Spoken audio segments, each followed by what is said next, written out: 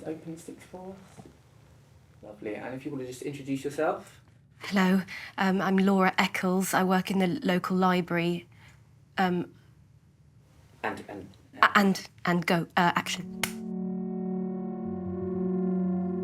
You don't wake up thinking, this day is going to change my life. It's more like you wake up, you have your Weetabix, like every other morning. And you have your banana on your Weetabix, which is what I have on a Tuesday. And that's how it was for me. Just like any normal day. Although, come to think of it,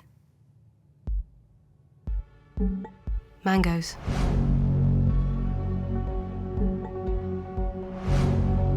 It was mango that I had that day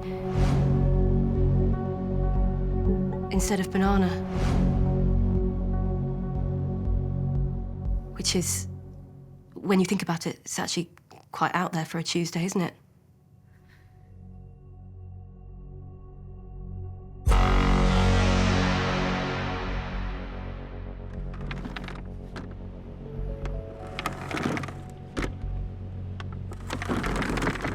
I couldn't believe someone wouldn't want it anymore.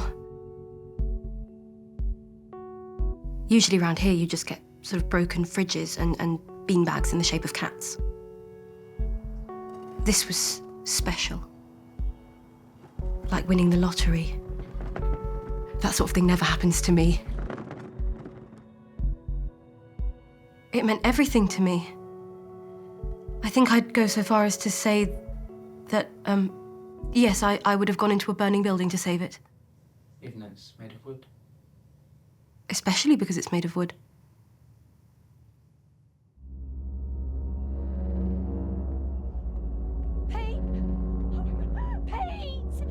I couldn't believe my luck. It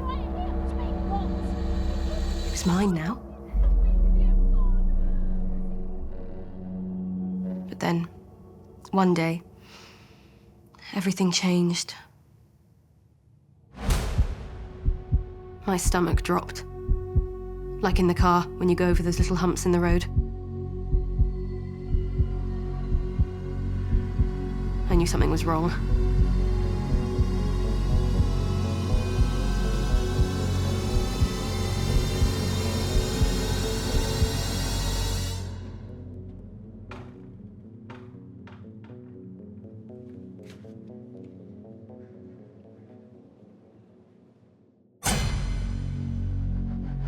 I couldn't believe it. It was my table. Someone was looking for my table, well, their table. I'm not a bad person. I'm not a criminal.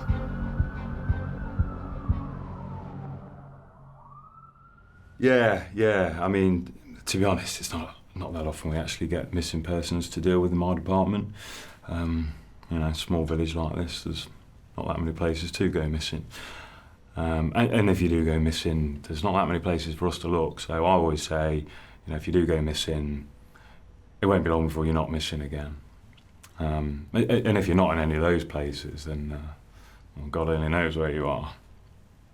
And yeah, I think, to be honest, it's that sort of expertise and insight that made me the obvious choice to take charge of this operation.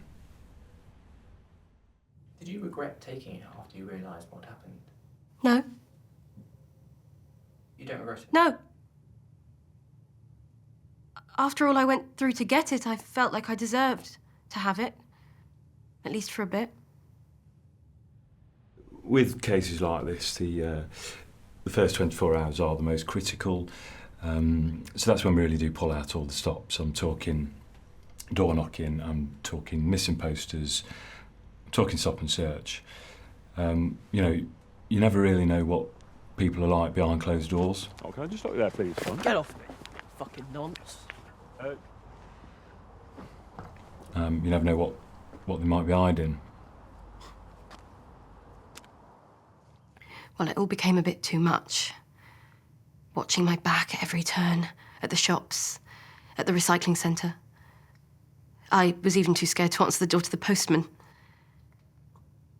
I constantly felt like I was being watched, even in my own home. That's when I realised I had to give it back. I needed something to take the edge off.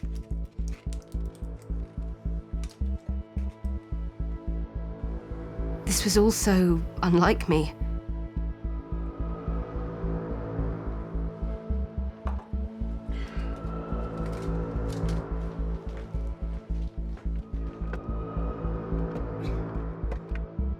I did things that night I never thought I'd be capable of.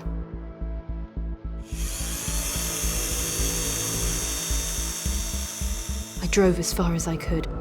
I couldn't risk being followed.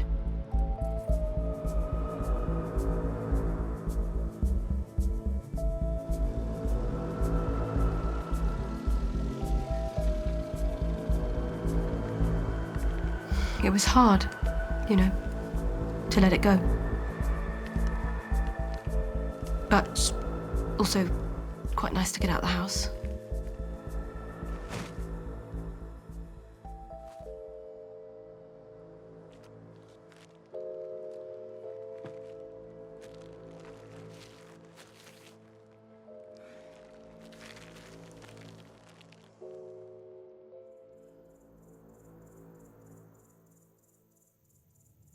You can't leave a trace, can you? They can track everything these days. Who's they? You know, Russia.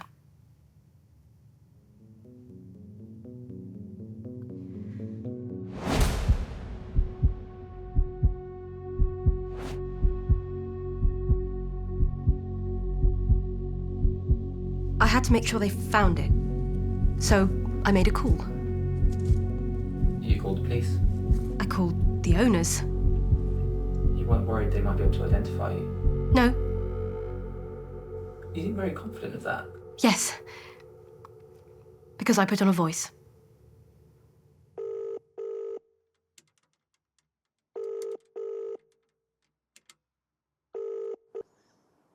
Hello, Sarah speaking. Hello. Hello, who's this? I have information about the object that you are seeking. So it sounded like that, basically. And then she asked me on the phone, who is it? And I said, Lorraine. And I said where I'd seen it in the woods. And so it all went perfectly to plan. It wasn't near. No, not that time of night. But we were desperate to get it back. Well, she was. Yeah, well, you often hear in cases like this, you know, police, they just give up. And then after a while, you just think it's gone missing forever. Like, what was it? Madeline. Yes, Madeline. Although I never did trust her parents. Pete, you can't say, no. Sorry. Can You just can't say anything nowadays. Can you just cut that out? Is that all right? Yeah. It was terrible what happened to her. Anyway, when the police brought it back, we were thrilled. I mean, it meant the world to us. Yeah. I mean, it was absolutely irreplaceable. Yeah. But you had already replaced it, hadn't you? Yeah, but we had no choice, did we? No. So, No. Yeah, well, we've got two now. Yeah. Would you believe? Yeah. Yeah. Our first priority is always welfare.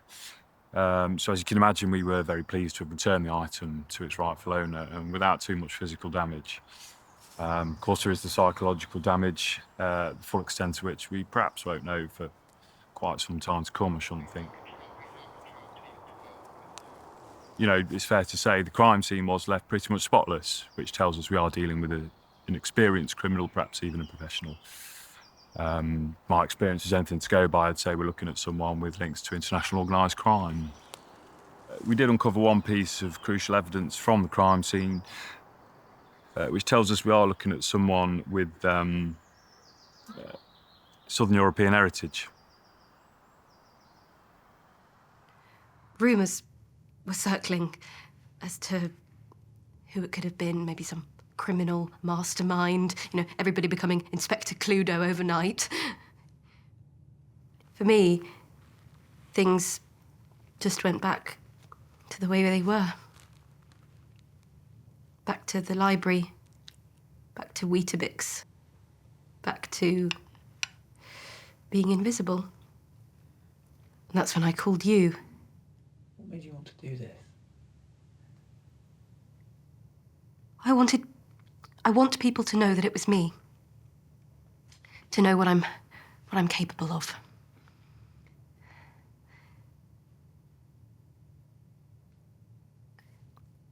It was me, Laura Eccles. And I am proud. After everything.